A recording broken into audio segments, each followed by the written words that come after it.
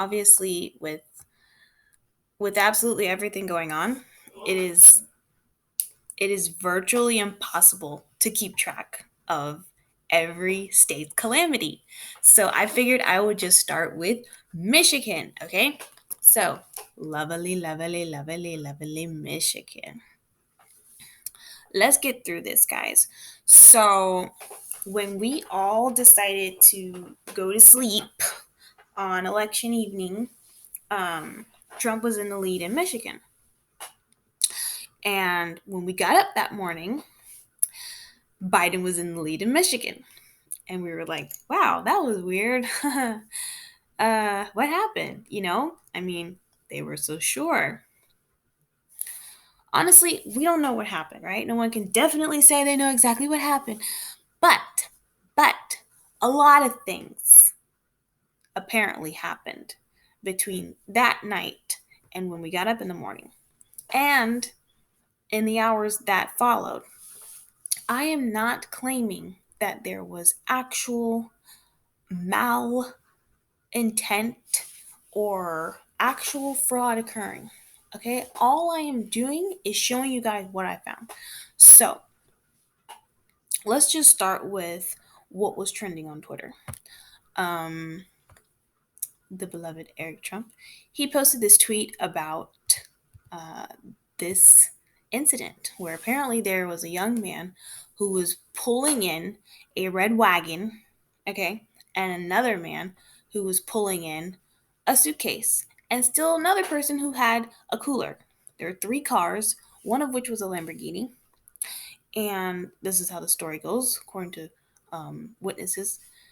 And there were just these apparati, so a wagon, a suitcase, some coolers that were coming into the voting poll. And this is literally in the middle of the night, okay? So, a poll watcher filmed highly suspicious activity at a voter counting center in Detroit, Michigan at 4 a.m., the morning after Election Day. And this footage taken. Now, this is a photograph. However, the actual video is attached below, courtesy of moi. And you can find the video on YouTube. So instead of going through the whole video and like getting bashed for like copyright claims, I'm just going to show you these slides that I have. So this is the van that the wagon supposedly came out of. You can see it show up later on in this video. This is the wagon down here, okay?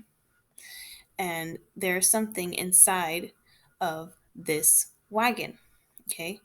There's some type of box, it looks like, inside of this wagon. So, and I'm going to leave this video in the description below so you guys can see for yourself. This is the wagon going inside of the polling booth, and this is the man taking the wagon deeper inside the polling booth. This was provided to us by Texas Scorecard, I believe, and they did a great job.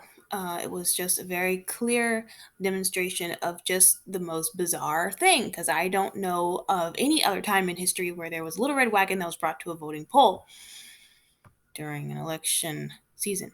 Oh yeah, Alex Jones is protesting right now. The election results. Thank you, Alex Jones. Anyways, so then after this whole fiasco of random boxes that supposedly showed up, nobody really knows what happened. As you know, the scores changed. Biden was in the lead in November the 4th, right? Okay. Then I see this. So, Michigan Secretary of State website this morning posted at 6:59 a.m. November 5th. We got this, okay? The Democratic Biden was at a deficit, okay? Republican Trump was at 100,000 votes higher. So was the Senate that was running for the Republican seat, okay? Now notice his name is not above Biden's, nor is the Republican senator name above the Democratic senator's name. The order of the I guess you can say, the order of our winners didn't change. So the format typically shows that the person who won is on top, right? Well, that didn't change. Okay, Biden's still on top, but the numbers show that Trump was in the lead. Okay, now be that as it may, maybe they just didn't have time to switch around the order of the candidates. But why weren't we told that Trump was in the lead in this particular area? Why weren't we updated about this? No one said anything about this. They just updated the numbers and went about their business. Okay. Now, mind you, this is a switch in the actual total number of the um,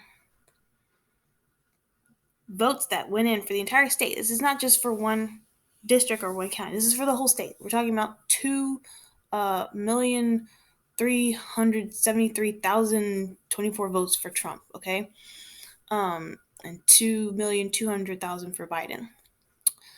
This was never reported, all right? And several hours later, okay, the numbers switched back in favor of Biden.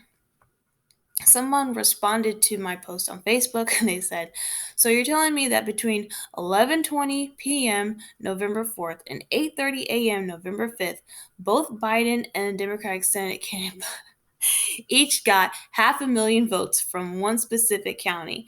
So they did a little bit of digging themselves and they looked up Jocelyn Benson's report on the voting updates in her district, and apparently this is what they saw. They saw that Biden magically got 500,000 more votes, and that county alone 500,000 votes, okay, within less than 12 hours. And nobody's questioning this, okay? So this is from their website. Like this is legit information from Michigan's actual site. All right.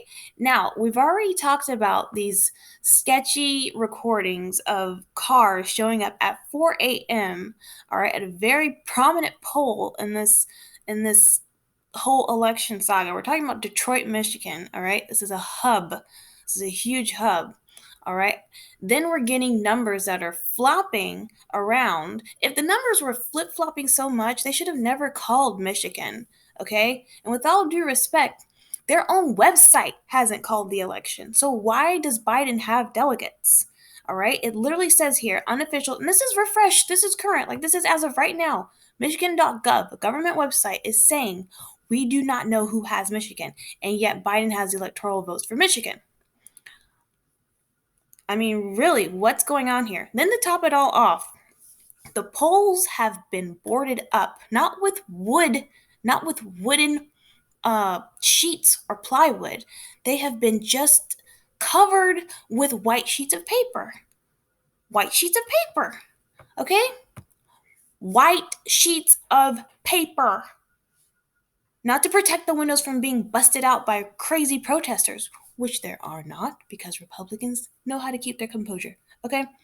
These windows are covering the activity that's taking place inside of the poll.